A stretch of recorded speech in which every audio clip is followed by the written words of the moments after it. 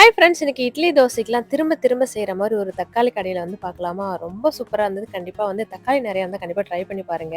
இதுக்கு வந்து பார்த்தீங்கன்னா, ஒரு 1/4 கிலோ போல தக்காளிய வந்து நல்லா கட் பண்ணி எடுத்துக்கிட்டு, அது கூட வந்து 2 வெங்காயம், காரத்துக்கு ஒரு 4 பச்சை மிளகாய், சாம்பார் பொடி ஒரு 2 ஸ்பூனு, அதுக்கப்புறம் தேவையான அளவு உப்பு, காரத்தூள் வந்து காரத்துக்கு தேவையான அளவு வந்து சேர்த்துக்கோங்க. இது கூட பெருஞ்சீரகம் வந்து ஒரு 1/2 ஸ்பூன் போல சேர்த்துட்டு, கூடவே ஒரு பூண்ட வந்து உரிச்சு சேர்த்துக்கோங்க. சொல்ல மறந்துட்டேன். இதெல்லாம் சேர்த்துட்டு குக்கர்ல ஒரு 2 விசில் வச்சு எடுத்தா மட்டும் போதும். ஏன்னா தக்காளி பழம் சீக்கிரமா வந்து வெந்துரும் இல்லையா? இதுக்கப்புறம் குக்கர்லயே கடையறதுனாலும் கடைஞ்சுக்கலாம். இல்ல சட்டியில போட்டு நல்லா கடையறதுனாலும் கடைஞ்சுக்கலாம். நல்லா மைய வந்து கடைஞ்சு எடுத்துட்டு, தாளிக்கிறதுக்கு வந்து பார்த்தீங்கன்னா, எதுவும் சேர்க்க தேவையில்ல.